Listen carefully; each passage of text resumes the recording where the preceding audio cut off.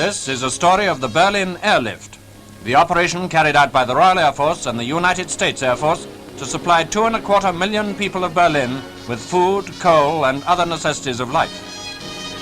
In June 1948, all road and rail communications between the Allied zones and the western sectors of Berlin were closed by the Russians. By the 28th of June, the only way into Berlin was by air, and the first RAF aircraft started this colossal undertaking. According to many predictions, an impossible one to maintain for any length of time, especially during winter. Aircraft began their ceaseless drone into blockaded Berlin, using all available airfields in the western zone. In the first 3 days, 500 landings were achieved, but with the aid of the United States Air Force, the number of flights rose by October to 600 per day. Sunderland flying boats of Coastal Command were ordered in to supplement the land-based planes. These took off from the Elbe at Hamburg and came down on one of Berlin's lakes. Food, still more food, and raw materials had to be poured across the aerial bridge into the blockaded city.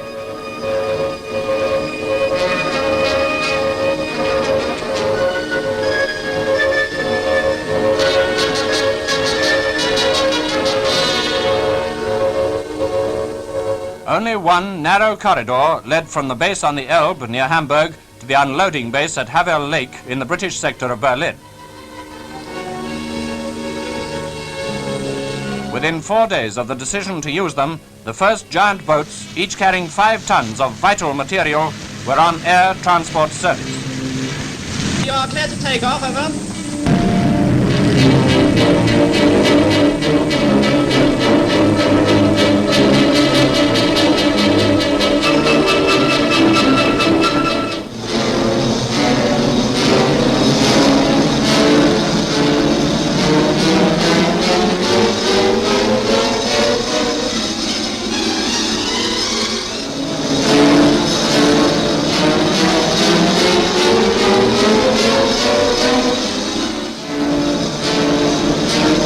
Soon winging their way daily over the port of Hamburg, destination Berlin. Jolly, jolly 6 months, I've got 6 months to last me all my life. I've tuppence to spend and tuppence to lend and tuppence to send home to my wife.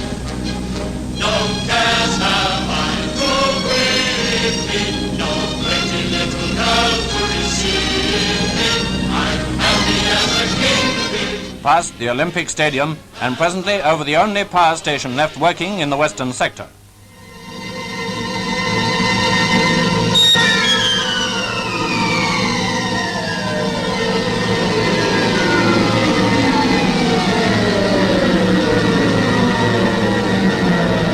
Immediately on landing, unloading commences, and the machines are prepared for the return journey.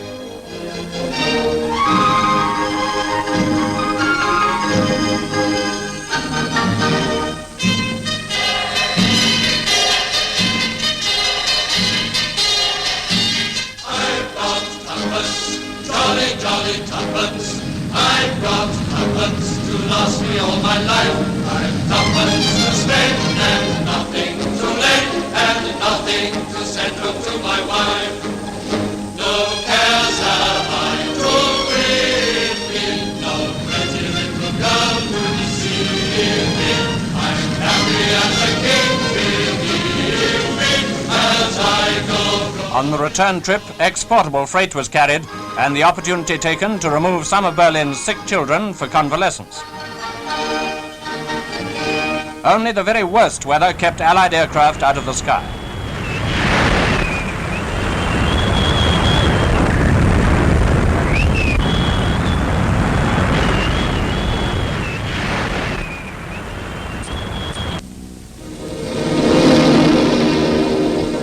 Even through storms and mists, the hazardous chain of supply went on.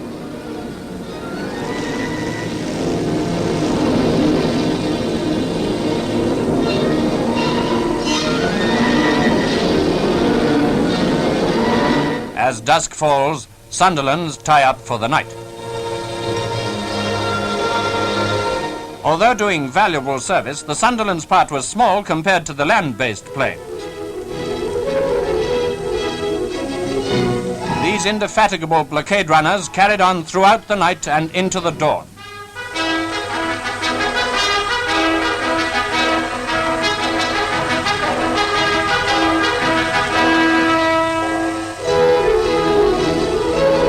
Night and day, week after week, it was a case of more planes, more food, more raw materials, shipped without pause from 8 different airfields in the Western Zone.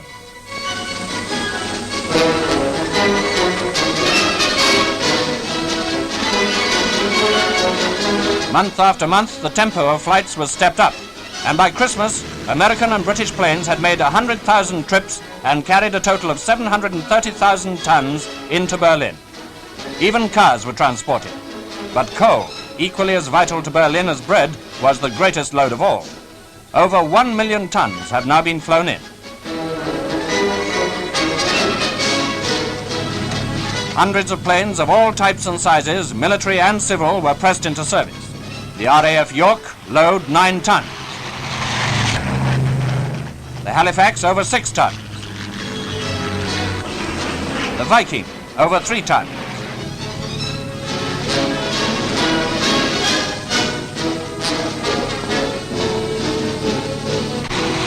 The RAF Dakota, 3 tons.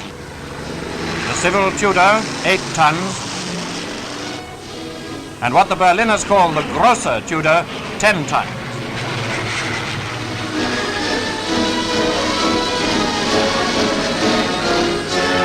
As an additional boost to the airlift, the RAF introduced its Hastings, each carrying over 9 tons. At the 3 airports in Berlin, Gatow, Tempelhof and Tegel, aircraft were landing or taking off every 90 seconds. Many notabilities visited Berlin to see the workings of this magnificent achievement and to praise the great work of the British and American ground and air personnel. Chief of the Air Staff, Lord Tedder, and the Foreign Secretary, Mr. Bevin, whose diplomacy was much aided by the success of the airlift. He added his tribute when he visited Berlin on the eve of the lifting of the blockade in May 1949.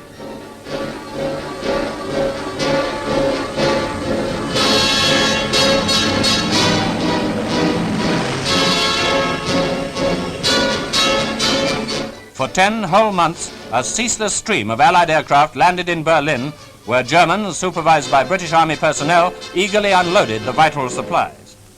Air crews of the RAF and Commonwealth crews from Australia, New Zealand and South Africa, together with their British charter colleagues, all of them played their part with the United States Air Force in maintaining this non-stop operation. A combined operation which on one day landed in Berlin a record load of nearly 13,000 tons. That is equivalent to the normal tonnage moved daily by surface transport before the blockade. Newsprint for Berlin's democratic press comes in. Mail for the outside world goes out.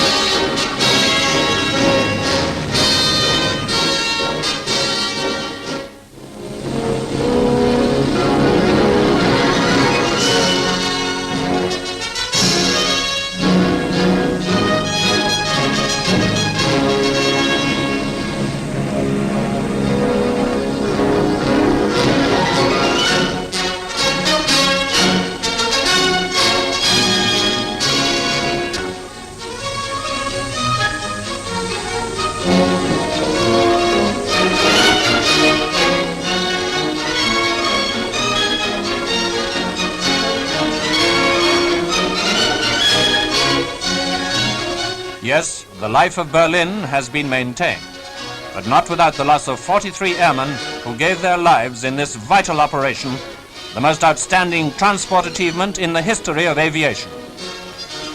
The airlift carries on.